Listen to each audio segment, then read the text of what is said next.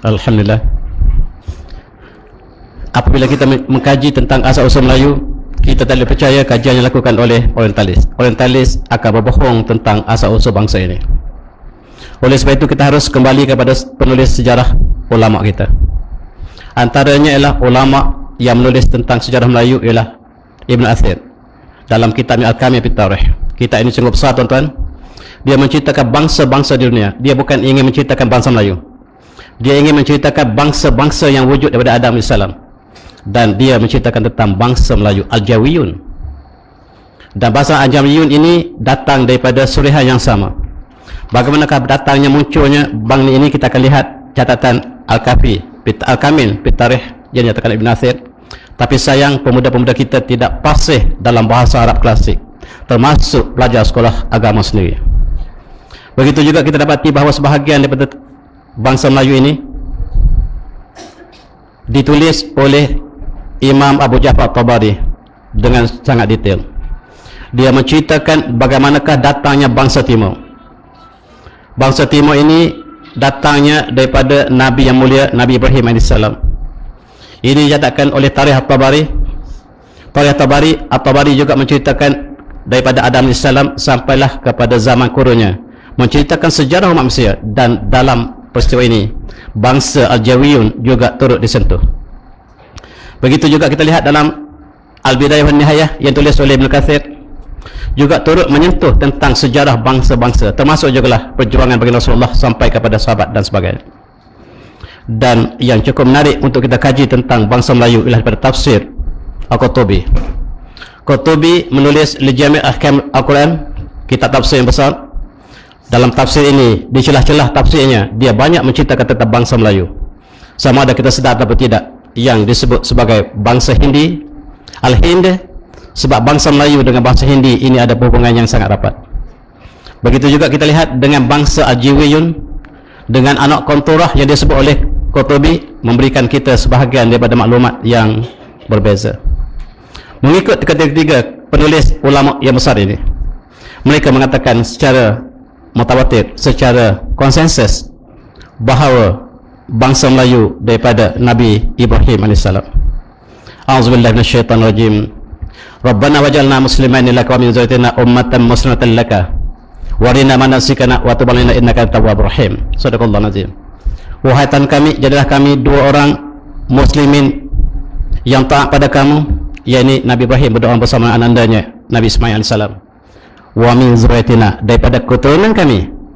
Kalaulah orang Melayu benar sebagaimana catatan Qurtubi daripada keturunan Nabi Ibrahim, maka doa ini sampai pada kita.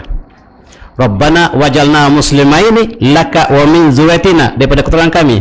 Kalau benarlah catatan Qurtubi, kalaulah benar catatan At-Tabari, maka orang Melayu dapat doa ini, min dzurriyyatina. Dan orang Melayu tuan-tuan, seperti yang sebutkan dalam yang viral yang Tuan Putih kata tadi, orang yang sangat lembut. Dia boleh sebut semua bahasa, dan tidak ada bangsa dunia yang satu bangsa satu agama kecuali Melayu. Tidak ada. Orang Arab berbagai agama, orang Cina berbagai agama, orang India berbagai agama, tetapi orang Melayu dalam pelbagai negara kita ialah yang mengamalkan budaya Islam. Dan tidak ada orang Melayu, orang bangsa dunia yang boleh sebut bahasa semua bahasa dunia dengan fasih kecuali orang Melayu. Orang Melayu boleh sebut bahasa Inggeris dengan tepat macam Mak Saleh. Bila bercakap Cina, oh sure, why? Saya juga bercakap Cina. Bila cakap Tamil, macam orang India. Bila cakap Arab, lebih fasih daripada orang Saudi. Dan kita menang bergaya tilawah Quran setiap tahun. Itu menunjukkan lidah kita terbaik di dunia dalam sebutan bahasa Al-Quran. Orang Mesir tidak boleh setanding orang Melayu. Dalam pertandingan syair Arab, tuan-tuan, selalu dimenangi oleh orang Melayu. Syekh Ahmad Al-Fatani menjadi juara syair orang Melayu kurun yang ke-19. Tidak dapat ditandingi oleh seluruh bangsa Arab yang fasihah. Orang Melayu hebat, tuan-tuan. Dan ada kelemahan, dia dapat mengikut budaya orang lain dengan mudah. Kalau dia pergi ke Mekah, dia pakai jubah macam saya. Kalau dia pergi ke Amerika, dia pakai coat macam saya juga. Kalau dia pergi ke Jepun, dia pakai pakaian kimono macam Jepun. Dia mudah dipengaruhi. Orang Amerika pakai jin, dia pakai jin. Itu sebab jin tak ada seluar. Ini ini orang yang paling mudah dipengaruhi orang Melayu dunia. Yang paling fasih lidah orang Melayu, yang paling mudah dipengaruhi orang Melayu. Orang Melayu cukup bertalak ansur, tuan-tuan, dan akhirnya tertalak beransur-ansur. Itulah bangsa ini. Dan kita lihat sejarah bangsa ini. Apabila rajanya memeluk agama Hindu, seluruh rakyatnya Hindu. Bila rajanya memeluk agama Buddha, seluruh rakyatnya memeluk Buddha. Alhamdulillah. Bila rajanya memeluk Islam, seluruh rakyat memeluk Islam. Kedah ialah tempat pusat agama Hindu sedunia ketika itu. Tetapi telah berubah menjadi kekuatan Islam selepas Islam lahir. Sebab orang Melayu mudah dibentuk. Sebut ini warnanya putih, sebut ini hitam 3 kali. Hitam, hitam, hitam. Lusa semua kata hitam. Itulah bangsa Melayu. Kita lihat apakah yang disebut oleh At-Tabari. At-Tabari menyebut satu benda yang cukup indah untuk kita kenang. Dia sebut dalam tarikh At-Tabari seperti berikut. Izinkan saya baca. Wa wulida Ibrahim AS Ismail wa huwa akbar walidihi wa Hajar wa hiya Qabtiyah wa Ishaq kana dhari al-Basar wa Sarah ibn Tanwil bin Nakhur bin Saruk bin Aruq bin Falid bin Abid bin Apasha bin Sam bin Nuh alaihissalam wa Madan wa Madian wa Yaksan wa Zamran wa Asbaq wa Suh wa Muhum Qanturah binti Maktur min Arab al-Aribah. Ini tarikh Tabari, tuan-tuan boleh rujuk. Inilah yang paling dekat untuk menceritakan bangsa Melayu. Yang lain kita lihat tidak menyentuh secara jelas. Disebut dalam catatan ini, Nabi Ibrahim dilahirkan anaknya oleh isterinya 3 orang. Isteri pertama Nabi Ibrahim melahirkan anaknya bernama Ismail AS oleh ibunya bernama Hajar. Wa ummu Hajar wa hiya Qibtiyah, dia orang bangsa Qibtiyah Mesir. Dan kemudian dia melahirkan Ishaq daripada isterinya yang bernama Sarah, anak Tanwil bin Nakhur bin Saruk bin Aruq, dan dia adalah keturunan Nabi Nuh AS. Dan Ishaq ialah matanya buta, kata Tabari. Kemudian selepas kematian Sarah, ada seorang gadis yang menjaga anaknya ketika itu, yang menjaga Nabi Yakub ketika kecil. Maka dipujuk oleh anandanya supaya Nabi Ibrahim berkahwin dengan orang gajinya ataupun pembantunya bernama Qanturah. Ketika Nabi Ibrahim sangat tua dan dia dikeluarkan oleh 6 orang anak. Dan antara anaknya bernama Madan, Madian, Yaksan, Zamran, Wasbaq, Wasah. Ini disebut oleh seluruh Qurtubi dalam tafsirnya, tuan-tuan boleh rujuk. Dia sangat berkali-kali merujukkan nama-nama keturunan ini, dan ini salah seorangnya lah bapa orang Melayu. Inilah yang disebut oleh Ibn Athir bahawa satu orang daripada ini, tidak apa pasti yang mana satu, menjadi bapa kepada Melayu. Dan di antara 6 orang anak ini, Nabi Ibrahim minta seorang daripadanya kekal di bumi Hijaz, di Palestin. Yang lainnya adalah keluar daripada Palestin untuk memajukan bumi ini. Bumi di sebelah timur belum dimajukan sama sekali. 5 orang anaknya diminta untuk berpindah ke timur. Ada yang pindah ke Mongolia, menjadi bangsa Mongolia. Ada yang pindah ke Jepun, menjadi bangsa Jepun, daripada 5 orang ini. Dan bangsa yang ditinggalkan di Hijaz ialah Madian.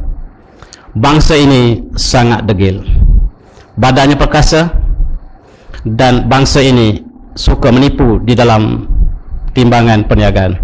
Allah istihakan dalam Al-Quran dalam seperti ini. Wa ila Madiana akhum Syu'aiba qala ya qaumi ibudullaha ma lakum min ilahin ghairuh qad ja'atkum bayyinatun min rabbikum fawqul kaila wal mizan wa la taqsun nasa syahum wa la tufsidu fil ardi ba'da islahiha dzalikum khairul lakum in kuntum tu'minin. Sadaqallahu azim. Kepada bangsa Madian bin Ibrahim alaihissalam melalui istrinya Qanturah, diutusnya saudara mereka bernama Syu'aib.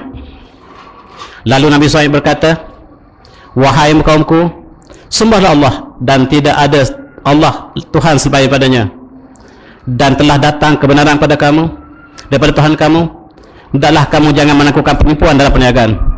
Fauful kaila, dan sempurnakanlah timbangan, wal mizan, dan juga timbangan, sukatan timbangan, wala tabkhasun nasa, dan jangan tipu manusia dengan mengurangkan timbangan. Wala tufsidu fil ardh, jangan lakukan kemusnahan di atas muka bumi. Ba'da islahiha, selepas mereka telah melakukan kebaikan sebelumnya. Zalikum khairul lakum, ini lebih baik pada kamu in kuntum mu'minin, sekiranya kamu iman. Bangsa ini degil, tuan-tuan. Dia menipu dalam pertimbangan. Lalu Allah musnahkan seluruh bangsa Madian. Pupus, yang tinggal ialah Nabi Syuaib dan mereka yang beriman padanya, yang segelintir. Inilah yang menjadi saudara orang Melayu yang ada di Hijaz. Nabi Syuaib itulah pakcik orang Melayu. Sebab dari segi keturunannya, Nabi Syuaib ini ialah daripada Madian. Keturunan Madian. Madian ini adik-beradik dengan Madan, ayah orang Melayu. Dan oleh sebab itu bangsa Madian dengan bangsa Melayu bersaudara, sepupu, cousin, second cousin, third cousin, saya tak pasti, tetapi itulah yang dinyatakan oleh para penulis Islam yang muktabar. Dari manakah mereka dapat sumber ini? Ini saya tidak dapat jawab. Sebab mereka tidak menyebut dari manakah sumber rujukan mereka. Inilah yang dipertikaikan oleh kawan kita yang menyerang apabila tidak ada sanad yang mencukupi, tidak ada sanad yang lengkap, tuan-tuan. Inilah conjecture, bukan satu benarnya pasti. Ini sesuatu yang disambung oleh ulama kita, yang mereka dapat sumber daripada mana, wallahu alam, dan saya balik untuk menyatakan balik. Dan lebih detail ini disebut oleh Tabari, juga oleh dalam Tajul Arus disebut Zubaidi juga menunjuk seperti ini. Dia juga merujuk kepada Tabari dan dia membuat huraian seperti ini. Izinkan saya baca, tuan-tuan. Dia kata Banu Qantarah, anak-anak Qantarah termasuk orang Mongolia, orang Jawa, orang Melayu, orang Jepun, orang Cina. Ini Banu Qantarah namanya. Dia kata wa minhu hadis Huzaifah yushik Banu Qantarah an yakhruju min ahli Iraq. Bangsa Qantarah ini, anak Qantarah daripada isteri ketiga Nabi Ibrahim ini akan keluar ke timur dan dia akan kembali ke Iraq. Dan min waqhim ka'anni bihim khazal wajun khazal anuf arat wajh. Dan Rasulullah menceritakan tentang bahawa Bani Qantarah ini satu hari datang untuk musnahkan Islam. Mereka datang untuk menghancurkan Islam. Mereka datang ke sebelah timur.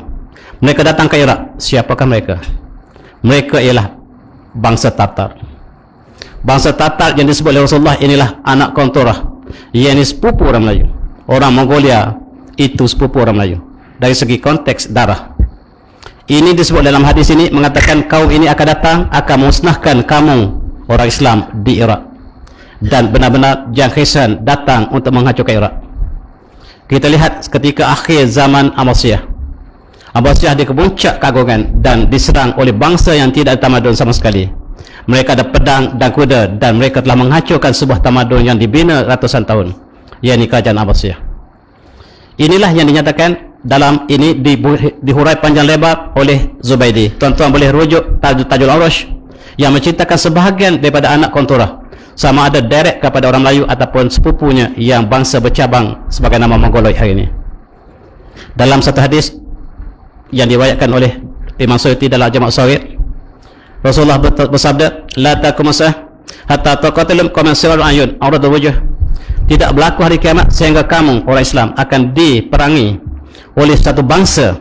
Tadi disebut bangsa inilah anak Qantarah. Di sini tidak disebut siapa dia.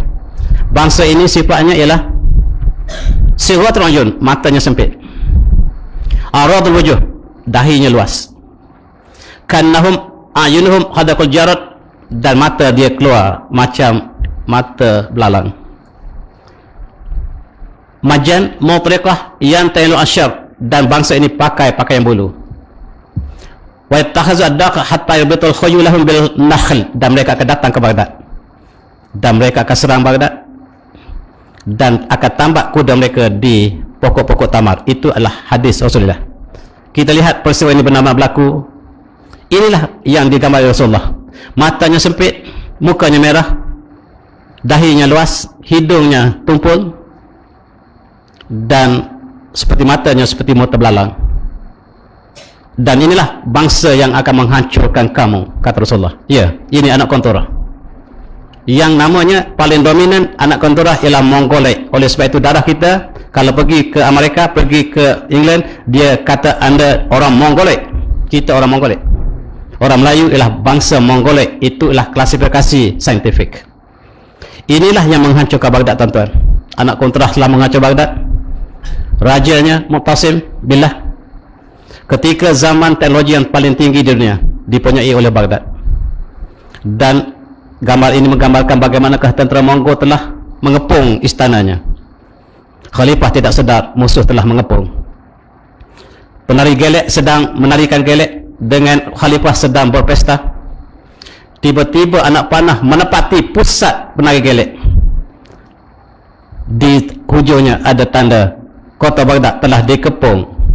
Baru mereka sedar bahawa kota Baghdad dikepung, dan Mu'tasim akhirnya dibunuh beramai-ramai. Inilah umat Islam yang jatuh bukan ketika dia lemah, tetapi ketika mereka kuat. Begitu juga umat Andalusia, ketika mereka capai kemajuan yang paling tinggi teknologi, ketika telah mereka kalah. Umat Islam boleh bersabar ketika kesusahan, tetapi mereka tak boleh bersabar ketika senang. Inilah hakikat manusia. Bukunya dibakar, kitab-kitab dibakar oleh bangsa anak kontorah, sepupu orang Melayu, Mongoloid namanya. Dan oleh sebab itu ulama'nya dibunuh. Mereka berpesta di atas kematian ulama' kita. Sungai Dajalah bertukar menjadi hitam kemerahan sebab hitam daripada asap membakar kitab-kitab, dan darah merah kerana darah para ulama'. Dan sejarah telah mencatatkan dengan tinta emas, bangsa yang mengalahkan Baghdad ini akhirnya memeluk Islam beramai-ramai. Subhanallah. Yang Khiskan telah menjadi pembela Islam akhirnya, bukan dia tetapi cucu keturunannya telah mengambil alih Baghdad untuk mengembangkan Islam di China. Subhanallah. Inilah yang dikatakan, yang diceritakan dalam sejarah At-Tabari juga. Al-Mu'tasim billah, khalifah Islam terakhir di Baghdad di bawah kerajaan Abbasiyah, dia telah dipijak beramai-ramai oleh tentera Janghisan untuk menghina khalifah, dan khalifah ketika itu bukan khalifah yang menjadikan akhirat sebagai perjuangan. Dunia sudah masuk ke dalam istana. Inilah yang kita lihat, cukup ganjil dalam sejarah dunia yang tidak berlaku. Bangsa yang mengalahkan bangsa yang dikalahkan, mengikut agama bangsa yang dikalahkan. Bangsa Mongolia telah memeluk Islam beramai-ramai, dan mereka membina sebuah empayar Islam yang terbesar dunia. Ini tidak ada dalam sejarah dunia sampai hari ini, yakni kerajaan Yuan yang daripada Eropah sampai ke timur, kerajaan paling besar dalam dunia. Ini kerajaan Islam yang dibina oleh orang Cina, orang Mongolia, dan Cina sebahagian daripada kawasan pengurusan daripada bangsa ini. Subhanallah. Kenapa kita tak tahu bahawa kerajaan terbesar di dunia ialah kerajaan Mongolia, Islam terbesar satu masa itu? Ini berlaku dalam kurun yang ke-13. Ketika Ibn Battuta sampai ke China, apa yang disebut oleh pengembara Ibn Battuta, bila aku sampai ke China, mereka bercakap bahasa Arab. Seluruh orang Cina bercakap bahasa Arab. Mereka fasih, dan mereka lah kurun orang yang sangat-sangat warak. Pembelajaran fiqh dalam mazhab Hanafi, mereka kebanyakan orang Sufi, dan qadi mereka namanya sekian-sekian. Dan kami berbincang dengan qadi yang menjadi kerajaan Yuan itu, yang berpusat di kawasan yang cukup besar dalam sejarah China. Selepas itu diganti oleh kerajaan Ming. Kerajaan Ming ialah kerajaan Islam yang terbesar dalam sejarah China. Kalaulah Mongolia tadi ialah kawasan yang besar, tetapi dari segi pengawalan, maka kerajaan Ming ialah kerajaan Islam yang sangat besar, yang akhirnya menyampaikan Islam kepada orang Melayu. Orang Melayu sebahagiannya disampaikan orang Cina, dan inilah mengasas kepada dinasti Ming, iaitu raja inilah yang sangat alim, yang mengembangkan China, yang membina The Providence City. Tuan-tuan melawat di Beijing, ada Providence City, itu bandar kepada raja ini. Raja ini raja Islam yang sangat adim. Tuan-tuan pergi China, tak ada seorang yang ceritakan ini adalah istana Islam yang melaksanakan hudud. Tidak ada, sebab telah dipadamkan. Tuan-tuan, sejarah ditulis oleh Joseph Needham, diupah oleh mereka dengan berjuta dolar supaya jangan menulis peranan Islam di China. Dan ini cukup sayang, sejarah China telah berlalu, sebab akhirnya kerajaan Ming dikalahkan oleh Manchu yang menghancurkan Islam di China selepas kerajaan Ming telah kalah. Yang tinggal hari ini ialah Kungfu. Kungfu ialah tradisi orang Melayu, orang Islam di China. Oleh sebab itu master dia sampai setiap tahun, setiap masa tidak boleh dipegang selain pada Islam. Tuan-tuan tengok dalam filem yang master Kungfu itu Islam sampai hari ini. Inilah sebahagian daripada peninggalan Wushu dan Kungfu, ialah martial art yang diwarisi sejak zaman Kerajaan Yuan. Inilah di antara yang tinggal di China. Sebahagian daripada anak kontorah sampai ke Champa. Inilah siapakah, sama ada dia Yaksan ataupun Zamharan ataupun Madan, tidak diketahui sebab sejarah tidak menulisnya. Tetapi di antara tiga ini seorang saja sampai ke Champa. Mereka membina negeri Melayu, bangsanya disebut Melayu. Dan inilah negeri Melayu yang pertama, yang apabila mereka sampai ke sini melalui jalan darat, mereka melalui India. Akhirnya Nabi Ibrahim minta mereka sampai ke timur. Maksudnya orang Melayu beragama Ibrahimiyah. Tetapi dalam masa yang lama mereka telah memeluk Hindu. Sebab Hindu sangat rapat dengan agama Nabi Ibrahim.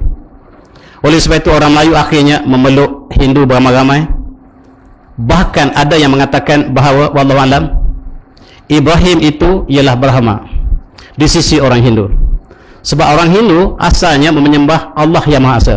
Dalam kitab Veda mereka, Allah is beyond comparison. Allah is one. Allah lah satu. Yang sembah patung itu bukan orang Hindu, tuan-tuan. Yang sesat pada Hindu. Yang menyembah pokok itu bukan orang Hindu. Itu yang sesat pada Hindu. Dalam Hindu tidak ada Tuhan, tidak boleh tidak boleh digambarkan Tuhan, sebab Tuhan is infinity. Tuhan is beyond comparison. Itu agama Hindu. Dan pengasasnya lah Brahma. Istrinya nama Saraswati. Apakah dia Nabi Ibrahim? Brahma. Dan isteri Ibrahim namanya Sarah. Dan dalam agama Hindu dikatakan Saraswati. Tuan-tuan dan para jemaah sekalian, asalnya Nabi diangkat menjadi Tuhan. Sebagaimana Nabi Isa AS ialah Nabi yang jelas dan diangkat menjadi Tuhan oleh orang Kristian. Kita juga jangka orang Melayu mengangkat Nabi Ibrahim menjadi Tuhan, menjadi Brahma. Orang Melayu sangat alim dalam Brahma. Agama Hindu, orang Melayu lah juaranya, tuan-tuan. Apabila Buddha telah lahir di kapal lepas itu, maka Buddha tidak boleh hidup di India. Sebab India memusuhi agama Buddha, maka dia berkembang di alam Melayu. Palembang menjadi pusat pengembangan agama Buddha yang terbesar di dunia, dan orang Melayu menjadi guru Buddha yang terbesar di dunia, namanya Adiputra. Oleh sebab itu Aising yang menjadi pendeta Cina datang belajar berguru dengan orang Melayu di Palembang. Ini sejarah ditulis dengan tinta emas oleh mereka. Oleh sebab itu sejarah harus dilihat dalam berbagai sudut. Dan di antara mereka yang membina negara Champa ialah orang Melayu. Bandar-bandar besar di Champa namanya Indrapura, namanya Wijaya, namanya Konturah. Ibu mereka menjadi sebuah bandar di Champa. Inilah bumi orang Melayu. Dan di bawahnya Panduraga. Orang Melayu ini asalnya, tuan-tuan lihat dalam sejarah syair Siti Zubaidah. Syair Zubaidah menggambarkan orang Melayu di Indrapura. Sekarang sudah menjadi Vietnam. Inilah asal usul orang Melayu. DP kata orang Melayu bukan daripada Melayu, betul daripada Champa. Mereka pertahankan Champa selama 700 tahun, tuan-tuan. Mula-mula sekali Simpara, telah di atas sekali ialah Simhapura. Telah pura itu maksudnya tempat kuil yang terbesar. Kalau ada Singapura, pura itu maksudnya tempat Hindu yang ada kuil paling besar. Kalau kecil panggil Puri, Nilampuri. Yang besar Singapura, Indrapura. Di Indrapura inilah berlakunya peperangan di antara Zain Abidin yang kemudian ditawan oleh Cina dalam Siti Zubaidah. Siti Zubaidah kemudiannya menyamar menjadi tentera dan mengalahkan tentera Cina dalam syair Siti Zubaidah, berlaku di Champa. Oleh sebab itu Champa dengan kita ada hubungan cukup rapat. Bunga di Champa kita panggil bunga Kemboja. Di sini kita panggil bunga Kemboja, di sana panggil bunga Champa. Di sana dipanggil buah Champa. Di sini kita panggil Champada, Champada. Dipanggil Champa, bunga Champa di sana. Di sini kita panggil Campaka, Cempaka. Itu bahasa Champa, bahasa Melayu lama. Hubungan di antara kita sangat rapat, dan orang Melayu telah kalah di Sinhapura. Mereka turun ke bawah Indrapura. Indrapura pula kalah. Di sinilah Zubaidah pertahankan suaminya. Bangsa Cina itu bukan bahasa Cina, tuan-tuan, bahasa Viet. Kemudian Wijaya telah kalah. Orang Melayu turun lagi ke Konturah, pertahankan Konturah 100 tahun, kalah lagi. Dan pergi Panduraga, kalah lagi, turun ke Saigon sekarang. Saigon ataupun Ho Chi Minh itulah bandar Melayu yang terakhir. Orang Melayu berperang habis-habisan di situ dan kalah. Mereka lari ke mana, tuan-tuan? Lari ke sebuah negeri nama Kalah. Negeri kalah ini tercatat dalam sejarah, ditulis Al-Biruni dalam sejarah Islam. Tahqiq Malil Hindi, ditulis Al-Biruni, seorang saintis terkenal daripada India. Dan dia menyatakan dia pergi ke Kalah. Kalah ini duduknya 5 darjah ke utara daripada Khatul Istiwa. Kalah ini apabila Islam sampai ke sini dia tukar menjadi Qadah. Kedah ini ialah bumi orang Kalah. Orang siapa yang kalah telah berhimpun di sini. Di sini orang kalah semuanya.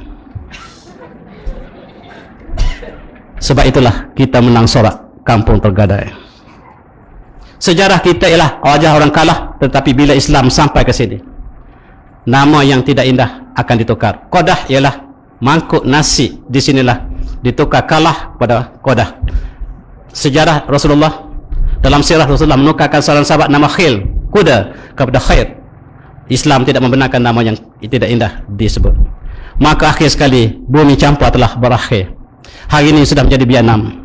Bandar Indrapura sudah menjadi Bandar Hue, Hue. Bandar Senhapura sudah menjadi Hanoi. Bandar Konturah sudah hilang identiti, dan kita melihat bumi yang telah kalah. Kemanakah perginya? Ketika itu Osmaniyah telah wujud untuk mewarisi sejarah Khalifah Islam. Dia telah mengambil orang yang kalah ini, dibawa ke merata tempat di bawah pentadbiran Osmaniyah, termasuklah Campa, Pangkalan Campa, Pangkalan Cepa. Dibawanya ke Aceh, dan Aceh satu-satunya orang Campa yang tulen yang ada hari ini. Kalau kita pergi ke Aceh, dia bercakap bahasa Campa yang masih asli. Rupa-rupanya orang Aceh ini orang Campa yang telah kalah. Sebab itu orang Aceh, sifat perjuangan mereka sama seperti orang Campa asal. Walaupun mereka sentiasa kalah, tapi perjuangan ialah perjuangan. Kemenangan bukan urusan kita.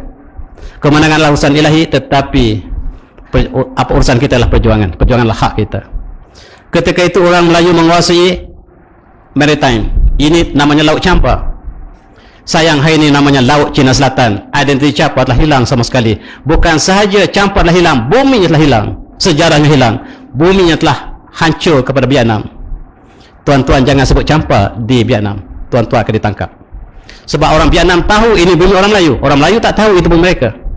Mereka pergi ke Vietnam dan mereka shopping, tetapi mereka tidak tahu itulah bumi mereka. Saya pergi ke Vietnam, air mata saya mengalir setiap kali saya pergi. Disitulah bumi datuk nenek kita, yang daripada Hindu mereka menjadi Buddha, kemudian menjadi Islam, dan di situ menjadi pusat perjuangan Islam yang terbesar di rantau Asia Tenggara, Campa. Tetapi sejarah tidak tulis, sebab tuan, sejarah ditulis oleh British. British tidak akan tulis keagungan orang Melayu. Mereka nak isytiharkan bahawa Pulau Pinang tidak ada orang. Kami datang Singapura tidak ada orang. Maka Melaka juga tidak ada orang. Maka mereka sebut bahawa the new street settlement, ini dunia baru, tanah yang kami temui, tak ada orang. Nothing. Kami yang buka. Our task is to civilize the world. Kami datang untuk majukan kamu. Kami bukan datang untuk menjajah kamu. Kami datang untuk memajukan kamu. Terima kasih orang Pulau Pinang, sebab British datang. Sebab itu orang Pulau Pinang sangat sayang pada British. Orang Melaka sangat sayang pada Portugis. Kapal Portugis dibuatnya ataupun sebagai artifak di Melaka. Itulah sifat orang Melayu. Hilang sejarah mereka. Rupa-rupanya orang Melayu menguasai seluruh Asia Tenggara. Siam ini namanya Kamboja Desa, bumi orang Melayu. Sayang sekali lagi, bukan saja Campa yang jatuh, Kamboja Desa jatuh sepenuhnya menjadi Siam hari ini. Itu bumi Melayu. Dari sejarahnya Myanmar pun Islam juga sebahagiannya. Kemudian British telah mengambil Myanmar. Kemudian telah masukkan Rohingya ataupun Arakan. Arakan ini asalnya Al-Arkan Al-Islamiyah, yaitu bumi umat Islam. Al-Arkan Al-Islamiyah, dan disebut Arakan sekarang pun. Itu bumi umat Islam. Bila British datang, dicantum kepada Burma, dan mereka asimilasikan rayanya. Akhirnya raya asal ini disahkan sebagai pendatang. Subhanallah, sejarah tidak ditibarkan sama sekali. Ini kenangan indah, tetapi inilah menjadi sejarah umat Islam. Inilah menjadi sejarah umat Melayu. Ada orang tempelak saya, dia kata, buat apa kita nak capai wawasan 2020? Kenapa kita lihat ke belakang, tempat yang saya mundur? Wah, kalau anda lompat parit, boleh tak lompat terus, kena undur belakang, sebab ambil lajak dulu. Bila kita mandu kereta, ada windscreen besar untuk tengok depan, ada 4 lampu tengok belakang, side mirror dan lampu belakang. Tengok belakang tuan-tuan, tukar lorong tak tengok belakang, kena langgar di belakang. Sejarah mesti tengok belakang. Al-Quran adalah sejarah. Buku saja Al-Fatihah juga apa? Adalah sejarah. Waladhdallin amin. Bukan orang yang sesat, iaitu orang Yahudi. Orang Nasrani. Sejarah disebut daripada Al-Fatihah lagi. Dan kalau kita benci sejarah, kita benci Al-Quran. Inilah sejarah bahasa Melayu. Dan di kalangan orang Melayu ada ulama kita yang menulis tentang sejarah Melayu, Melayu Patani. Langkah suka bukan di Kedah tuan-tuan, mengikut sejarah yang ditulis oleh Syekh Ahmad Patani, iaitu berpusat di Patani, bukan Kedah sebagaimana yang didakwa dalam buku Meru Mahmasa. Meru Mahmasa itu tidak tepat tuan-tuan. Dalam tarikh Patani ditulis oleh Syekh Ali Faqih Ali daripada Sulawesi, yang menjadi datuk nenek kepada Syekh Daud Patani. Dia mencatatkan sejarah Langkah Suka yang berpusat di Patani, bukan Kedah. Kedahlah talukan daripada Langkah Suka, dan sejarah telah diubah kemudiannya menjadi Langkah Suka berada di sini, dan sejarah yang dimasukkan di Kedah, bukan di Kedah tuan-tuan. Dan dalam sejarah ini tuan-tuan melihat tarikh Patani yang ditulis oleh Syekh Daud Patani. Syekh Daud Patani menyalin daripada datuknya, nama Faqih Ali, dia tulis seperti berikut, asal seorang Melayu. Tuan-tuan boleh lihat sebagainya, dia tulis dalam bahasa, dalam manuskrip yang ditransliterasikan. Dia kata pada orang Melayu itu rupanya hitam, orang Petani rupanya hitam, merah ataupun hitam manis, rupanya kecil pada orang Arab dan Parsi. Dia ceritakan di Patani sebelum Islam, orang Patani, orang Parsi sudah ada, orang Arab sudah ada. Di Patani menjadi himpunan seluruh dunia. Pelabuhan Patani ialah pelabuhan terbesar di kawasan Timur Asia Tenggara. Oleh sebab itu di Patani terdapat bangsa Mui, bangsa Jawa, bangsa Khmer, Champa, Cina, Parsi, Arab dan pelbagai bangsa lain. Inilah tumpuan tempat yang sangat maju di kawasan ini.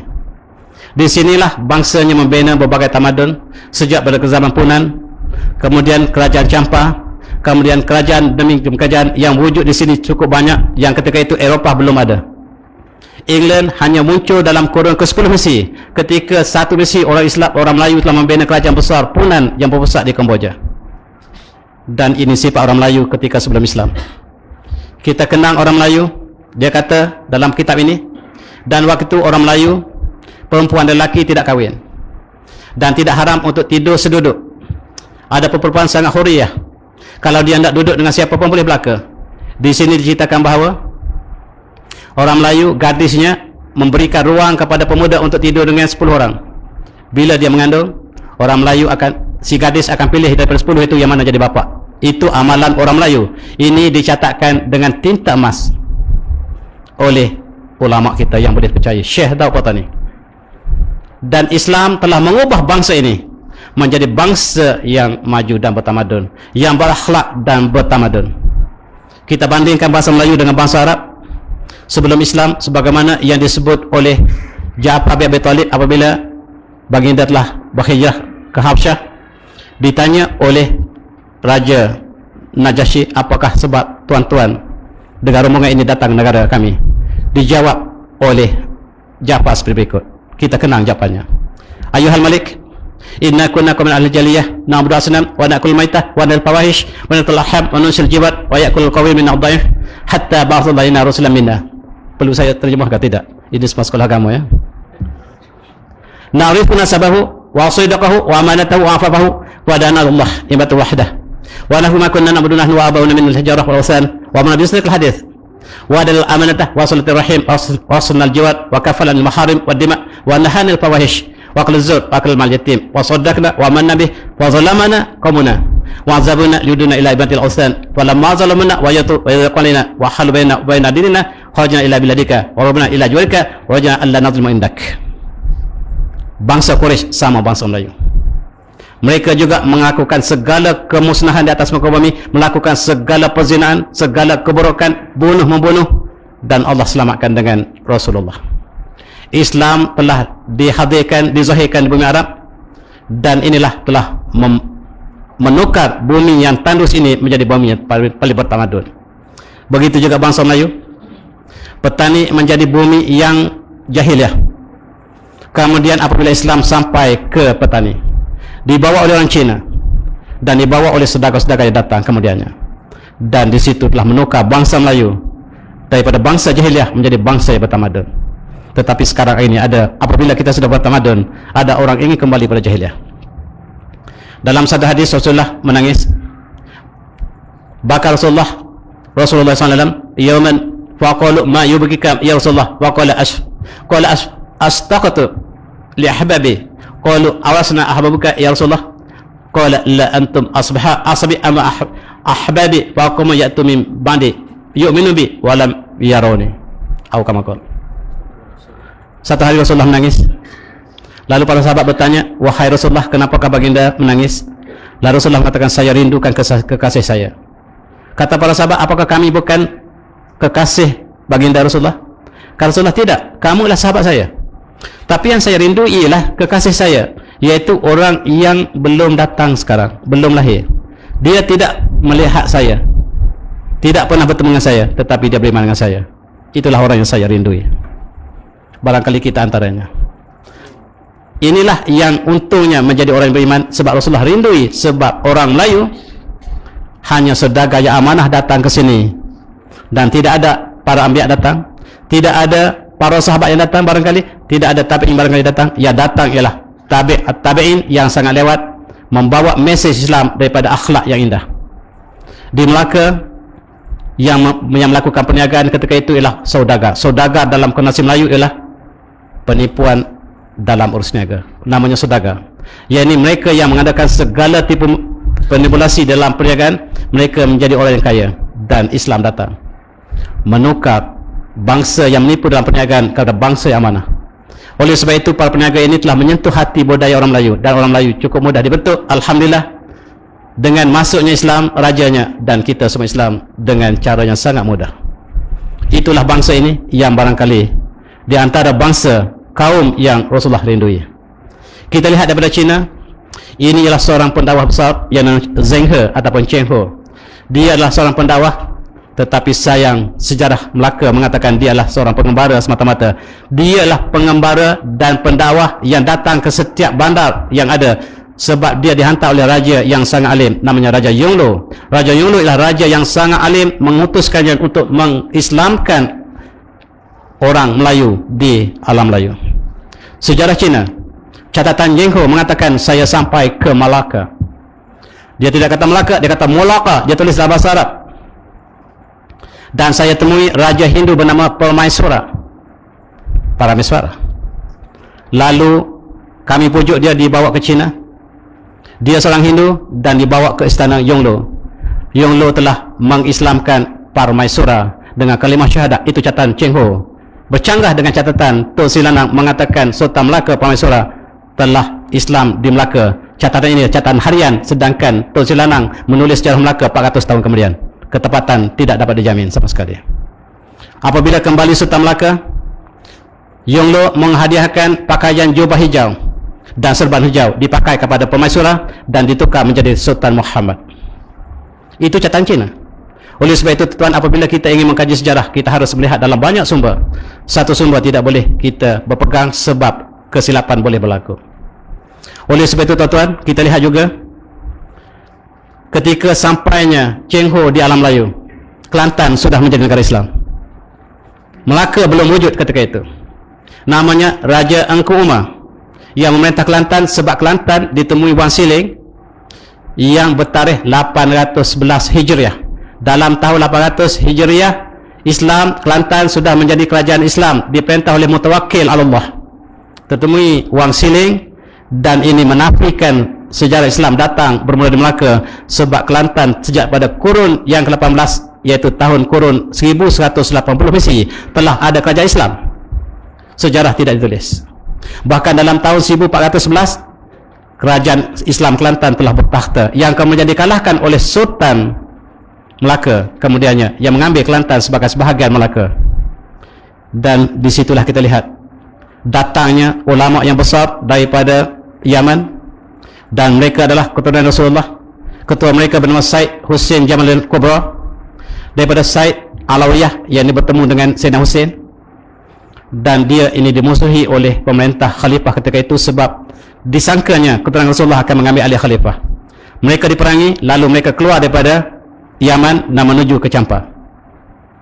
Ini di Champa dia berkahwin dengan 4 orang putri diraja.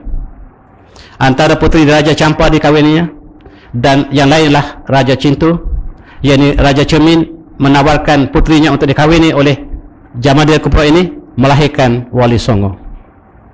Wali Songo ialah dilahirkan di Kelantan, iaitu di Kerajaan Cermin, yang sekali lagi mereka telah minta saya berikan bukti bahawa Wali Songo datang daripada Kelantan. Ayahnya datang daripada Yaman, yang telah diambil untuk menjadi ulama oleh Kerajaan Champa, dikahwinkan dengan putri Champa, dikahwinkan dengan putri Cermin. Cermin ialah Tanah Merah sekarang. Oleh sebab itu, dia telah menurunkan zuriat, yakni yang disebut sebagai Maulana Ibrahim Gresik, yakni Wali Songo yang pertama yang diutus oleh Kerajaan Osmaniyah untuk mengislamkan Jawa. Jawa ketika itu masih beragama Hindu. Oleh sebab itu, perkahwinan Syed Hussein Jamalul Kubra dengan putri Raja Champa melahirkan Sultan Zainal Abidin yang menjadi suami kepada Siti Zubaidah dalam syair Siti Zubaidah. Inilah generasi pertama daripada Wali Songo. Tak ada seorang pun Wali Songo datang berasal daripada Jawa. Semua daripada luar. Ini Wali Songo yang sejarahnya tidak tulis. Kita lihat Wali Songo, dia dikenali di Jawa dengan nama Kampung Klaten, sebab dia bawa nama asalnya Kelantan ke Jawa. Klaten namanya. Di Jawa ada Gresik, itu tempat asalnya petani. Ada masjid Gresik dia petani. Itulah sebabnya di Jawa dengan Kelantan ini banyak persamaannya, sebab nama-nama di Jawa kebanyakan ambil daripada petani dan Kelantan. Sebab itulah asalnya Wali Songo, yang orang Jawa sendiri tidak tahu asal usul Wali Songo yang mereka banggakan. Dan dia juga berkahwin dengan Empire Cermin tadi, Kelantan Purba, yang disebut oleh seorang yang mengkritik saya. Dia kata Kelantan belum wujud. Kelantan wujud sejak kurun yang ke-8, beritahu dia.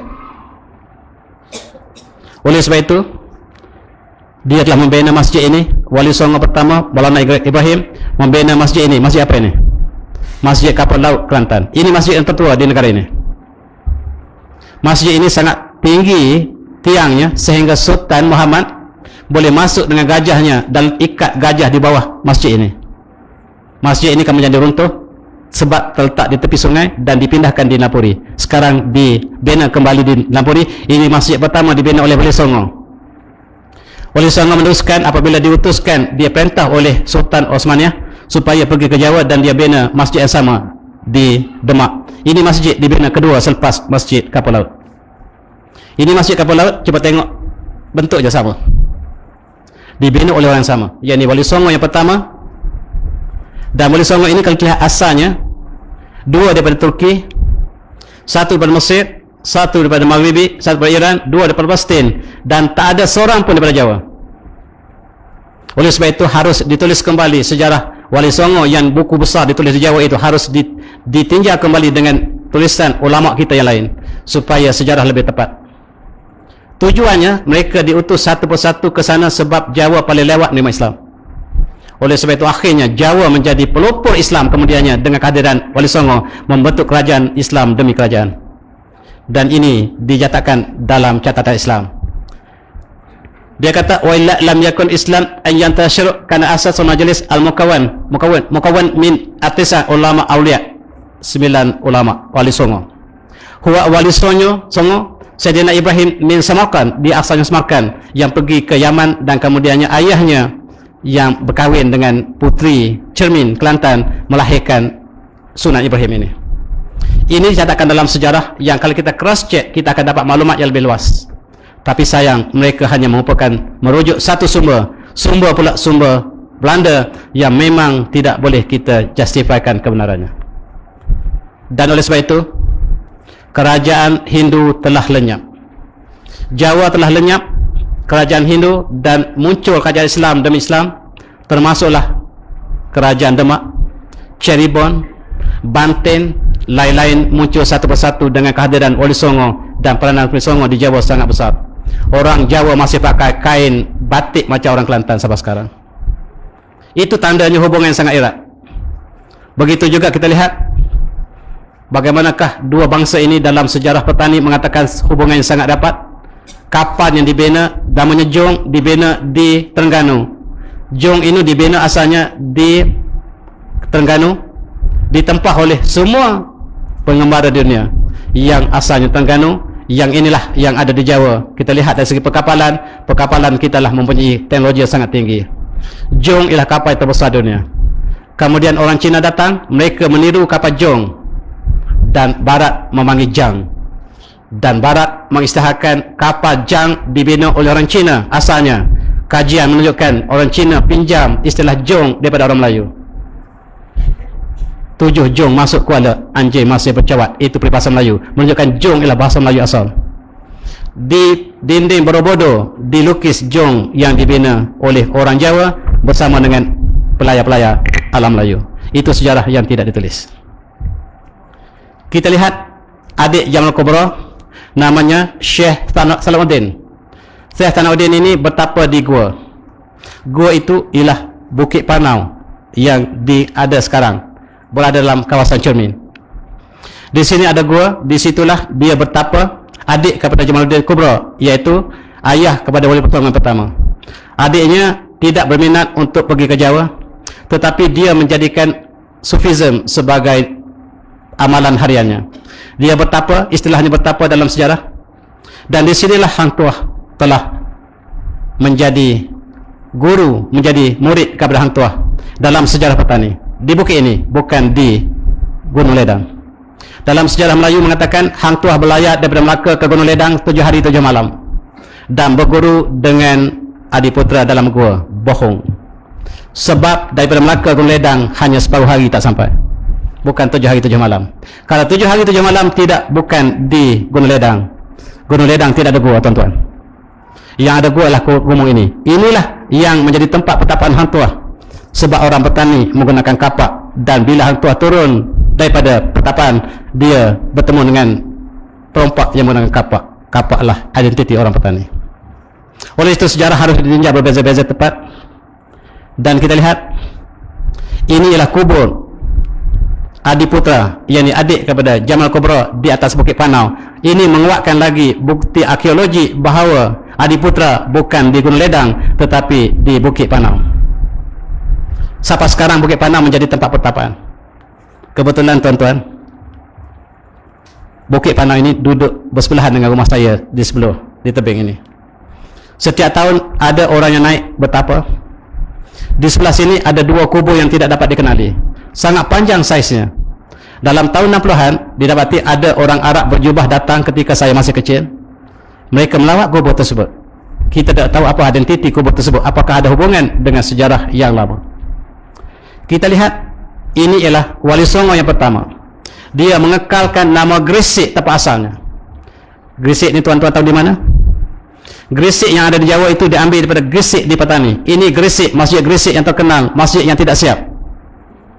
2 sahabat daripada Cina, seorang memeluk Islam, seorang memeluk masih kekal dengan Hindu. Abangnya yang Islam membina masjid ini, adiknya membina kuil di sebelahnya. Kalau tuan pergi Gresik, ada 2 masjid yang simbol persaudaraan tetapi berlainan agama, hidup harmoni. Dan Wali Songo mengambil Gresik inilah untuk namakan Gresik di Jawa. Namanya Klaten, namanya Gresik, ialah tempat-tempat yang ada di Petani. Sejarah belum ditulis, setahu saya belum ditulis. Oleh sebab itu para pelajar yang akan menjadi intelektual kita, jadilah sejarah untuk membentuk jati diri kita. Kajilah sebaik mungkin daripada sumber yang kita boleh percayai. Dan kita lihat di Gresik, tuan-tuan, ini namanya Telaga Hang Tuah. Hang Tuah dalam sejarah Petani bukan di Melaka. Melaka, tuan-tuan, pada masa itu sampai kepada Senting Kera. Oleh sebab itu bila sebut Melaka, maka Petani itu Melaka sebutnya, bukan Melaka sekarang. Bila sebut Melaka pada masa itu, tuan-tuan, bukan Melaka yang kecil sekarang. Melaka itu meliputi Borneo dan juga sampai ke Siam. Itulah Melaka. Kalau saya datang dari Melaka, boleh jadi datang daripada Petani, boleh jadi daripada Borneo, boleh jadi daripada Sumatera. Itu Melaka dalam konteks yang lama. Begitu juga Brunei, tuan-tuan. Brunei itu seluruh Filipina itu Brunei, seluruh benua itu Brunei. Kalau sebut dalam kurun yang ke-12, saya datang dari Brunei, maksudnya barangkali dalam Filipina. Sekarang Brunei sangat kecil. Kita lihat dalam konteks sejarah, sejarah memberikan erti yang berbeza. Hang Tuah bertapa di Bukit Panau dan pernah berada di Petani dan membina sebuah telaga. Dia gali sendiri. Airnya tak pernah kering, tuan-tuan. Ini berada berdepan dengan Masjid Gresik. Tuan-tuan pergi melawat. Mana sama ada benar atau tidak, ini bukan satu benar yang pasti, tuan-tuan. Hanya catatan lisan ke lisan. Dalam sejarah petani, Hang Tuah digambarkan telah bersama dengan Sultan Petani menentang Siam. Orang petani pula bersama Hang Tuah menentang Portugis di Muar. Itu dicatatkan dalam sejarah petani. Oleh sebab itu kita lihat cross check dalam semua sejarah untuk kita melihat sejarah yang lebih dekat. Ini sejarah Ibn Battuta. Ibn Battuta telah mengembara ke seluruh dunia dan akhirnya sampai ke Kuala Krai. Yang saya sebutkan, dia sampai di Kuala Krai. Di Kuala Krai dia kata rajanya ialah orang Turki, namanya lah Arduja. Kelantan diperintah oleh Turki dan ketika itu alam Melayu berada di bawah kerajaan Osmania. Barangkali benar, barangkali tidak. Kalaulah Ibn Battuta berbohong, ramai orang mendakwa dia berbohong, maka Kelantan pernah diperintah oleh Osmania. Oleh sebab itu kita lihat dia sebut Kilu Krai, duduk tepi pantai. Sekarang Kuala Krai ini, tuan-tuan, duduk di dalam pedalaman. Mereka kata salah, tetapi geografi berubah. Oleh sebab itu, tuan-tuan, kita lihat dalam penggalian di Pasir Mas, kita temui di bawahnya ada pokok nipah yang menunjukkan bahawa Pasir Mas itu berada di tepi laut. Barangkali sekarang berada di daratan. Maka kita lihat sejarah yang ada hubungan dengan Melayu ialah Osmania. Osmania adalah kerajaan yang terakhir umat Islam yang berpusat di Istanbul, dan Rasulullah pernah ditanya oleh para sahabatnya dalam hadis ini yang diriwayatkan oleh Imam Ahmad, bainama nanu hala Rasulullah sallallahu alaihi wasallam naktubu iza su'ila Rasulullah sallallahu alaihi wasallam ayu Madinah ini tuftahawalan Konstantiniyah aw Romiyah, faqala man yaqul tuftahawalan yani Konstantiniyah. Para sahabat bertanya Rasulullah, bandar manakah yang umat Islam akan buka lebih awal, apakah bandar Konstantinopel ataupun bandar Rom? Maka Rasulullah mengatakan Konstantinopel akan dibuka lebih awal, yakni bandar yang diperintah oleh Hercules. Dibuka Istanbul oleh Sultan ini, Sultan Muhammad Al-Fatih. Inilah apabila dia membuka Konstantinopel, dia menukar menjadi bandar Islam. Dalam bahasa Turki dipanggil Islambol. Orang Malaysia sebut Istanbul. Islambol. Ini bandar Islam yang ditukar oleh Sultan Al-Fatih menjadi bandar Islam yang menjadi pusat pemerintahan umat Islam sedunia, termasuk alam Melayu.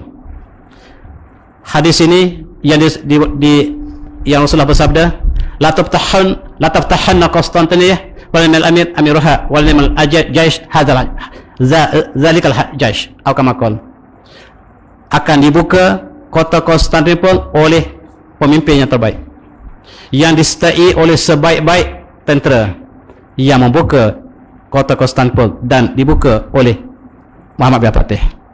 Maknya seorang Kristian, ayahnya seorang raja yang sangat alim, iaitu Sultan Murad, yang berkahwin dengan ahli kitab, sebab Islam membenarkan orang Islam berkahwin dengan ahli kitab, dan ibunya ialah seorang Kristian. Dan kita lihat sezaman dengan Osmania, di Melaka diperintah oleh Sultan Mansur Shah. Sultan Mansur Shah mempunyai istana bukan yang dibina seperti ini, tuan-tuan. Istana Mansur Shah ialah istana batu yang besar, sehebat bandar istana di Istanbul, tetapi sejarah tidak ditulis. Sultan Mansur Shah dijemput oleh Sultan Ahmad Fatih untuk dilantik menjadi Gubernur Osmania di kawasan timur, dan Sultan Mansur Shah telah berlayar ke Istanbul dengan Hang Tuah dengan kapal ini, namanya Mendam Baladi. Kapal yang terbesar di dunia ketika itu. Kalau nak banding dengan kapal Portugis tak sampai 1/3 kapal ini. Kapal ini boleh muat sebanyak ini. Panjangnya 180 kaki, lebarnya 36 kaki, dan dia boleh masuk 400 prajurit dan 100 orang pendayung. Ada 3 meriam besar, dan itulah sebahagian kekuatan Sultan Mansur. Sultan Mansur mempunyai logistik peperangan yang hebat, tetapi sayang Tun Sri Lanang menyatakan orang Melaka tidak ada teknologi kecuali keris dan lembing. Bohong. Tun Sri Lanang ialah rupa-rupanya tali barut Portugis. Dan Sultan Mansur Shah dilantik menjadi Gubernur Kerajaan Osmania di sebelah timur.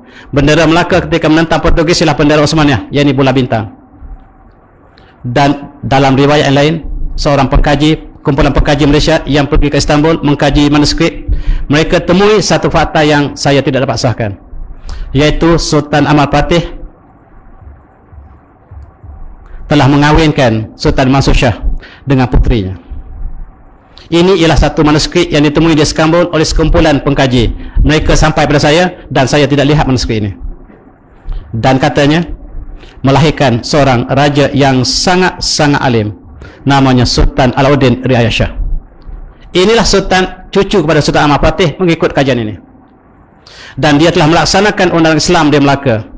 Dia telah menyediakan konon Melaka dan melaksanakan hukum ta'zir dan hudud, qisas dan juga undang Islam secara sempurna, dan juga hukum harabah dilaksanakan di Melaka sejak daripada kurun yang ke-15. Oleh sebab itu, maka British mengatakan ketika kami sampai ke Tanah Melayu, di situ tidak ada sebarang undang-undang. Oleh sebab itu, bila kamu merdeka, hendaklah kamu menggunakan undang-undang Kristian common law. Dan kita jadikan undang-undang Kristian menjadi undang-undang negara sampai hari ini. Undang Islam dihapuskan dan kita mendaulatkan kelatan undang-undang sebagai undang-undang Kristian. Sayang sama sekali.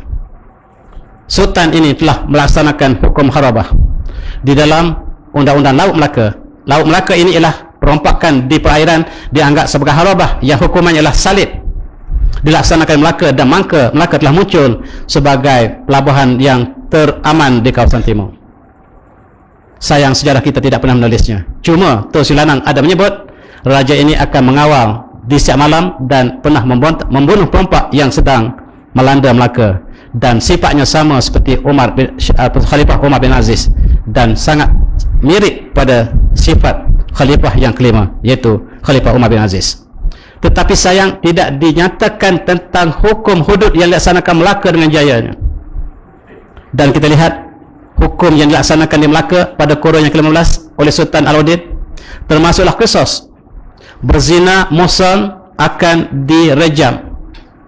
Kemudian hukum potong tangan, tuan-tuan, potong tangan orang mencuri. Kata orang sekarang, potong tangan orang mencuri ini zalim, tuan-tuan. Sebenarnya kita nak potong itu bukan orang zalim, yang tangannya panjang. Yang kita nak potongnya panjang tu, yang supaya sama panjang orang lain. Kalau biarkan dia panjang, dia akan mencuri. Seolah kita membela orang yang dicuri daripada orang yang mencuri. Oleh sebab itu, ekonomi riba adalah haram. Oleh sebab itu, negara yang mengamalkan riba, tuan-tuan, dia bukan negara Islam, negara jahiliah, sebagaimana Rasulullah telah istiharkan dalam khutbah yang terakhir. Maka amalan riba, maka saya istiharkan hari ini tahta qadami, saya letakkan di bawah tapak kaki saya, dan saya istiharkan dua amalan riba yang saya batalkan hari ini, iaitu riba dan hutang darah. Oleh sebab itu, negara yang mengamalkan riba ialah negara jahiliah. Kita negara jahiliah. Sebab sistem ekonomi kita, maaf saya tuan, menggunakan kapitalisme, liberalisme, pragmatisme. Dan undang-undang Melaka ialah untuk melaksanakan maqasid al-syariah, iaitu hifzuddin untuk mengawal agama, hifzul mal untuk hifzun nafs untuk mengawal nyawa, hifzul aqal diharamkan arak sebab untuk menjaga akal, hifzul arad dan untuk memuliakan keturunan dan juga maruah. Oleh sebab itu tidak boleh menuduh orang sebarangan. Hifzul mal akhir sekali, dan inilah menjaga harta, dan potong tangan adalah untuk menjaga ini. Ini telah dinaskan dengan jelas dalam Al-Quran. Oleh sebab itu, tuan-tuan, bukan saja Melaka melaksanakan hukum hudud, tetapi dilaksanakan di Pahang ketika Sultan Abdul Ghafur, dan kita lihat naskah yang melaksanakan hudud di Pahang telah jelas ada. Di Kedah dilaksanakan hukum Islam ketika Sultan Muhammad Jiwa. Sultan Muhammad Jiwa adalah sultan yang paling alim dalam sejarah Kedah, tuan-tuan. Inilah sultan yang telah melaksanakan hudud di Kedah pada kurun yang ke-16-17, tuan-tuan. Begitu juga di Perak dilaksanakan hukum hudud oleh sultan yang datang dalam kurun yang 16 yang sesama zaman dengan Sultan Muhammad Jiwa di Kedah. Mereka sama-sama melaksanakan hukum Allah. Dan Sultan Muhammad Jiwa, tuan-tuan kaji bagaimana cara hidupnya. Dia telah lari daripada istana. Dia tidak ingin menjadi raja. Akhirnya dia berguru di Mekah. Ulama besarnya dipelajari, dan dia tidak pernah isytiharkan dia adalah sebagai anak raja. Akhirnya ayahnya meninggal, dan orang mencari siapakah pengganti Sultan Kedah. Mereka kata ada anak dia masa dia muda-muda dulu. Mereka keluar, tapi entah ke mana, cari. Akhirnya ditemui sultan ini, dibawa kembali, dan dialah seorang raja yang alim, laksanakan hudud di Kedah. Dan tuan-tuan harus melihat Akif di Al-Usta, mengkaji tentang perkara ini. Sayang, saya pergi ke Akif Al-Usta, dapati bahawa surat Sultan Abdul Hamid tentang Pulau Pinang diletakkan sebagai tempat buku yang tidak ada nilai. Kemudian apabila sekarang baru diketahui bahawa itulah satu khazanah Kedah yang tidak ada nilainya, yang harus dijaga sebaik mungkin, tapi pada masa itu diletakkan sebagai penyendai pintu. Masya Allah. Kita lihat Terengganu melaksanakan Islam jauh lebih awal daripada Kedah, daripada Melaka. Kurun yang ke-13 telah melaksanakan Islam. Bahkan di Kelantan saya sebutkan tadi, Siling mengatakan Sultan Mutawakil telah melaksanakan Islam, syariat Islam dalam kurun yang ke-12. Sejarah perlu ditulis kembali. Kita lihat juga bagaimanakah Portugis takut kepada Khalifah sebab Khalifah menjaga Melaka. Akhirnya Portugis telah mengalahkan Melaka. Kota Melaka ialah kota batu yang kokoh perkasa. Itulah yang dilukis oleh Portugis. Oleh sebab itu Melaka tidak roboh kotanya. Pengkhianat daripada dalam yang membuka kota ini. Pengkhianat Melayu sentiasa wujud dulu, kini dan selamanya. Inilah orang Melayu yang sebagai sifat baiknya ke, yang lidahnya fasih tetapi pengkhianat. Sejarah telah berlaku dan kita lihat bagaimanakah Wali Songo telah membentuk kerajaan yang besar di Jawa, kemudian merebak ke Sulawesi, merebak ke Filipina. Filipina namanya adalah pusat Islam yang besar, tuan-tuan, satu masa dulu. Pusat perkembangan Islam di Filipina namanya Ia Amanillah, sekarang disebut Manila. Oleh sebab itu Ia Amanillah telah dimurtadkan sepenuhnya oleh Spanyol, dan sekarang Manila telah menjadi bandar murtad sama sekali. Kita lihat inilah bendera yang digunakan oleh alam Melayu. Semuanya menggunakan bendera Osmaniyah. Osmaniyah menggunakan bendera bulan dan bintang. Merah dan putih ini simbol kepada perjuangan Islam. Islam yang dibawa oleh Khalifah Islam yang terakhir, yakni Khalifah Osmaniyah. Dan kita lihat untuk mengalahkan umat Islam di kawasan ini, musuh Islam mengkaji kelemahan Islam, dan inilah di antara mereka yang mengkajinya ialah Senok Honje yang telah pergi ke Mekah untuk melihat kekuatan umat Islam, dan Khalifah telah melantik umat Islam sebagai gubernur mereka di sebelah timur, antaranya Syekh Daud Batani, Syekh Ahmad Batani. Kemudian kita lihat Syekh Ahmad Al-Khatib Amin Angkabawi. Dan Mekah ketika itu, tuan-tuan, ketika di bawah Osmaniyah, dialah bumi umat Islam yang percuma. Tuan-tuan boleh pergi bila masa, boleh beli harta di sana, tapi sayang akhirnya bumi umat Islam yang diperintah oleh Khalifah terakhir ini dikalahkan oleh musuh Islam, yaitu Yahudi, British dan keluarga Saud. Telah bersama-sama dengan Yahudi untuk mengalahkan kerajaan Islam terakhir, dan Mekah lagi bukan lagi jadi bumi umat Islam, tetapi bumi keluarga mereka. Tuan-tuan, minta izin kepada mereka untuk pergi. Sayang, ketika di bawah Osmaniyah, dia menjadi bumi untuk umat Islam seluruhnya. Hari ini kita terpaksa menyewa rumah kita sendiri, dan bangunan inilah yang sedang diruntuh sekarang untuk menghilangkan sejarah keagungan Turki Osmaniyah. Ulama kita ketika itu berkumpul di Mekah. Di sebelah kirinya adalah Syekh Abdul Samad Al-Palambani, ia ini guru kepada Sultan Muhammad Jiwa. Kemudian kita lihat Sultan Muhammad Jiwa kemudiannya mengambil Syekh Abdul Samad Al-Palambani untuk dijadikan sebagai qadhi, ayahnya sebagai qadhi Kedah yang pertama. Di sebelahnya Syekh Muhammad Arsyad Al-Banjari yang tulis Sabil Muhtadi, ulama yang menyuruh jihad di Mekah untuk menentang umat penjajah di kawasan timur, termasuk negara kita. Di sebelahnya adalah Syekh Abdul Wahab Bugis, seorang ulama yang besar daripada Makassar. Dan yang paling kanan adalah Syekh Sulaiman Abdul Rahman Misri, seorang ahli falak yang terkenal daripada Jawa. Ini ialah di antara tokoh-tokoh ulama kita yang besar yang menyuruh perjuangan jihad, yang dilupakan bila kita menyambut kemerdekaan. Nama mereka tidak pernah disebut, sayang. Dan inilah yang ditakuti oleh Belanda, yaitu Syekh Nawi Al-Bantani yang menulis Marah Al-Labid. Dan Syekh ini katanya menulis lebih 100 buah kitab dalam bahasa Arab. Bahasa Arabnya lebih fasih daripada orang Arab, dan dia berasal di Mekah. Dan bila dia keluar fatwa, maka fatwanya ini akan dipatuhi oleh seluruh umat Melayu, dan murid-muridnya tersebar ke seluruh alam Melayu. Dan apabila dia mengatakan bahawa tidak boleh bekerjasama dengan kerajaan Belanda, maka dia dipatuhi oleh seluruh penduduk Jawa. Kebanyakan bangsawan Jawa bersama dengan penjajah untuk menjajah bangsa mereka sendiri. Dan kita lihat Keraton adalah simbol pengkhianatan bangsa Jawa terhadap bangsanya sendiri. Dia menjajah bangsanya bersama dengan Belanda. Oleh sebab itu, tuan-tuan, melawat Keraton di Jawa, maka ingatlah bahawa disitulah pengkhianatan bangsawan kepada bangsanya mereka sendiri, yang menjajah bangsanya sendiri. Dan ini mengatakan bahawa haram untuk melakukan demikian. Begitu juga Syekh Ahmad Batani yang menulis Faridatul Faraid, ialah tokoh yang besar yang menjadi sebagai duta Kerajaan Osmaniyah di sebelah timur.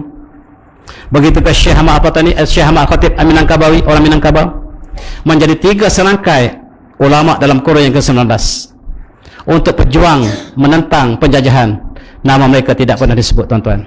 Oleh sebab itu Snow Honji datang ke sana untuk melihat kekuatan umat Islam, dan saya dipesan untuk berhenti pukul 9.30. Oleh sebab itu saya tidak boleh teruskan dengan sebelum ini saya nak tamatkan dengan peristiwa ini. Oleh sebab itu Kerajaan Osmaniyah telah ingin membentuk Khalifah umat Islam yang berada di timur dengan menggabungkan di antara Kelantan, Terengganu, Petani dan Kemboja. Pertama sekali harus dicantumkan seluruh alam Melayu di bawah sebuah khalifah. Khalifah itu mesti berada di bawah Osmaniyah. Calon khalifah umat Islam ialah ini dia, Raja Ali Kelana. Barangkali tuan-tuan tak pernah dengar nama ini. Dia Raja Riau yang sangat alim, yang ditugaskan oleh ulama di Mekah untuk menjadi khalifah umat Islam. Tuan-tuan tidak akan kenal nama ini sebab dipadamkan oleh British. Calon yang kedua ialah Sultan Zainal Abidin yang ketiga untuk menjadi khalifah umat Islam bagi negeri yang dicantumkan antaranya adalah Kelantan, Terengganu, Petani dan Kemboja. Kemudian akan dicantumkan dengan negeri-negeri yang lain termasuklah Jambu, negeri-negeri yang di bawah Segenting Kera akan dicantumkan untuk menjadi khalifah yang lebih besar. Akhirnya akan dicantumkan Kedah, Perlis, Perak, Johor dan seluruhnya di bawah satu khalifah, satu ummah, satu khalifah. Tetapi berita ini tak pernah ditulis dalam sejarah negara kita. Dan calon yang ketiga ialah Sultan Mansur Kelantan yang menjadi murid kepada Syekh Ahmad Patani, dan ini juga telah dinafikan apabila British mengetahui, maka British segera menyerahkan selatan Thailand ini, negeri Melayu, kepada Siam secara percuma. Termasuk Patani diserahkan oleh Inggeris kepada Siam supaya Siam tidak mengekal, tidak akan membenarkan khalifah Islam ditubuhkan di sini. Maka Tengku Mahyudin yang menjadi anak raja Patani terakhir telah kecewa. Perjuangannya telah kecundang, akhirnya dia dibunuh. Perjuangannya disambung oleh Haji Sulong yang dilatih di Mekah, dan dia juga telah dibunuh oleh Siam, dimasuk dalam guni, dicampak ke laut. Itulah nasib umat Islam. Dan bagaimanakah kemerdekaan? Oleh sebab itu tuan-tuan, saya tidak sempat untuk masuk sejarah kemerdekaan negara kita. Bagaimanakah peranan para ulama yang dilupakan apabila kita merdeka? Nama mereka dipadamkan dalam sejarah. Yang ditunjukkan sebagai pejuang kemerdekaan ialah mereka yang tidak berjuang. Nak tahu siapa pejuang negara kita? Kita lihat episod yang seterusnya. Wabillahi taufiq. Assalamualaikum warahmatullahi wabarakatuh. Oleh situ tuan-tuan, saya dengan rendah hatinya menulis beberapa buah buku untuk tuan rujuk, iaitu buku-buku bertajuk Malaysia, buku yang telah laris sebaik saja dicetak, dan sekarang malam ini saya tak boleh bawa buku ini, yang menceritakan sejarah umat Islam daripada awal, umat Melayu. Saya juga menulis buku ini, Kereta Bintang Melayu Langit Turki, yang menceritakan hubungan alam Melayu dengan Turki, yang barangkali bekas sumber British. Buku yang saya tulis juga adalah buku yang berkaitan dengan Syekh Ahmad Khatib Minangkabawi dan sejarah para anbiya, bagaimanakah Nabi Adam sampai kepada keturunannya. Dan ini saya tulis dalam buku Mantik dan Etnomantik dengan rendah diri. Buku ini telah memenangi buku terbaik negara tahun 2014 yang lepas. Oleh sebab itu saya serah kepada tuan. Juga buku terakhir saya tulis ialah bicara sains Islam. Sebenarnya saya pensyarah sains, bukan pensyarah sejarah pun, tetapi tanggungjawab saya untuk sampaikan mesej ini kepada seluruh mereka yang cintakan kebenaran. Sebab sejarah yang benar adalah ilmu, sejarah yang palsu adalah bukan ilmu.